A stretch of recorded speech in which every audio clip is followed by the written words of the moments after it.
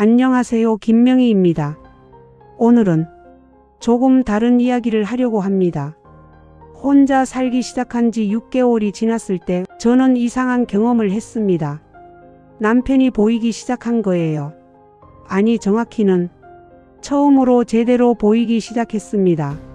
40년 동안 함께 살면서도 보지 못했던 것들이 남편이 죽고 나서, 그리고 제가 자유로워지고 나서야 보였습니다. 이사 전 남편의 회사에서 남편 유품이 집으로 택배를 보냈었습니다. 이사 준비를 하느라 저 택배를 제대로 확인도 못하고 이삿짐 센터에 넘겼었죠. 내용물은 확인해보고 버려야 하니까요. 상자 안에는 세면도구들과 슬리퍼, 잠바, 그리고 각종 서류와 낡은 두꺼운 공책이 있었습니다. 공책을 펼쳤습니다. 일기. 남편이 일기를 썼다는 건 몰랐어요. 첫 페이지를 펼쳤습니다. 1975년 3월 15일. 우리 결혼식 날이었어요. 오늘 결혼했다. 명희는 예쁘게 웃었다. 하지만 나는 웃을 수가 없었다. 제이를 사랑하는데 다른 사람과 결혼하게 됐다. 부모님이 정해주신 결혼이다. 거부할 수 없었다. 명희에게 미안하다. 내가 그녀를 행복하게 해줄 수 있을까? 저는 그 자리에 주저앉았습니다. 손이 떨렸지만 계속 읽었습니다. 1976년 5월 2일. 명희가 임신했다. 아이의 아버지가 되는 게 두렵다. 나는 좋은 아버지가 될 수 있을까? 명희를 사랑하지 않는데 어떻게 우리 아이를 사랑할 수 있을까? 1978년 10월 8일. 오늘 또 명희를 때렸다. 술을 마시면 화가 난다. 내 인생이 억울해서. 명희는 잘못이 없다. 그런데 왜 명희한테 화를 내는 걸까? 나는 나쁜 사람이다. 1985년 7월 20일. 명희가 또 시어머니한테 혼났다. 어머니가 명희를 너무 구박하신다. 말려야 하는데 말릴 수가 없다. 어머니한테 대들 용기가 없다. 명희야, 미안하다. 너는 좋은 며느리인데 내가 너를 지켜주지 못해서. 1992년 3월 3일. 오늘 명희가 울고 있는 걸 봤다. 화장실에서 소리 없이 울고 있었다. 들어가서 위로해줘야 하는데 나는 그냥 돌아섰다. 뭐라고 말해야 할지 모르겠다. 미안하다는 말밖에는. 저는 공책을 덮었습니다. 더 이상 읽을 수가 없었어요. 한참을 그 자리에 앉아 있었습니다. 남편도 힘들었구나. 40년 동안 제가 보지 못한 것. 남편도 고통받고 있었다는 것. 저는 그 일을 미워해야 할까요? 용서해야 할까요? 그냥 너무 슬펐습니다. 우리 둘 다 45년 동안 불행했다는 게. 다시 공책을 펼쳤습니다. 마지막 장. 2023년 9월 30일. 정년까지 3년 남았다. 제이와 약속했다. 정년하면 명희와 이혼하고 제이와 살기로. 명희한테 그동안 미안했다. 하지만 이제는 내 행복도 찾고 싶다. 명희야, 미안하다. 그리고 고마웠다. 그로부터 한 달 후 남편은 사고로 세상을 떠났습니다. 일기장을 덮었습니다. 손이 떨렸어요. 아니, 온몸이 떨렸습니다. 허무함. 45년. 16,425일. 39만 4,200시간.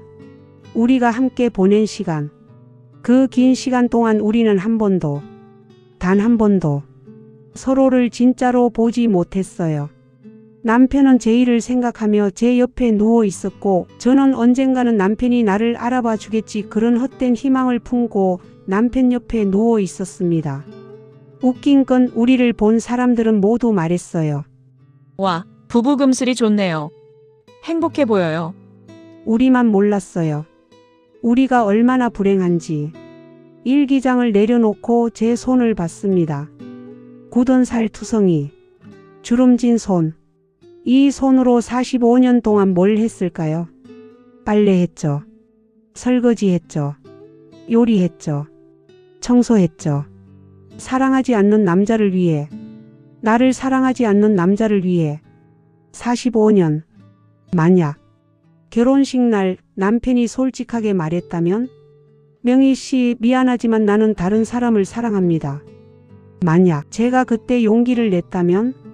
그럼 저도 이 결혼 안 하겠습니다. 만약 우리 둘 다 아니오라고 말할 용기가 있었다면? 그랬다면 남편은 제이와 행복하게 살았을 거예요. 저도 누군가를 만났겠죠. 아니면 혼자 살았을 수도 있고요. 하지만 적어도 45년을 낭비하지는 않았을 거예요. 비틀거리며 일어나 화장실 거울 앞에 섰습니다. 주름투성이, 흰 머리, 명희야. 거울 속 저에게 말했습니다. 그동안 행복하게 웃으면서 산 날이 며칠이나 될까? 대답할 수 없었어요. 며느리로 살았고 아내로 살았고 엄마로 살았고 시어머니 눈치 보며 살았고. 그럼 명희는? 김명희는 언제 살았어? 그 순간 쏟아졌어요. 72년 동안 참았던 눈물이, 45년 동안 삼켰던 비명이, 평생 동안 숨겼던 분노가 거울을 붙잡고 울었습니다. 왜 나는 이제껏 한 번도 나로 살지 못했어. 바닥에 주저앉아서 한참을 울다가 바닥에 주저앉았습니다. 눈물도 다 말랐어요. 더 이상 나올 게 없었습니다. 그저 텅 빈 느낌. 45년이라는 시간이 한순간에 사라진 느낌. 모래성이 무너지는 것처럼. 하지만 그때였어요. 텅 빈 내 마음속에서 뭔가 작은 것이 보이기 시작했습니다. 빛. 아주 작은 빛이었어요. 이제라도 늦지 않았어. 누가 속삭이는 것 같았어요. 명희야, 넌 60이 넘었지만, 하지만 아직도 시간은 있어. 이제라도 너로 살 수 있어. 천천히 일어섰습니다. 다시 거울을 봤어요. 김명희. 제 이름을 불렀습니다. 45년은 낭비했어. 하지만 남은 인생은 낭비하지 않을 거야. 이제부터는 거울 속 제 눈을 똑바로 봤습니다. 이제부터는 나로 살 거야. 남편의 일기장을 태웠습니다. 천천히, 조심스럽게. 당신도 불행했죠. 하지만 나도 불행했어요.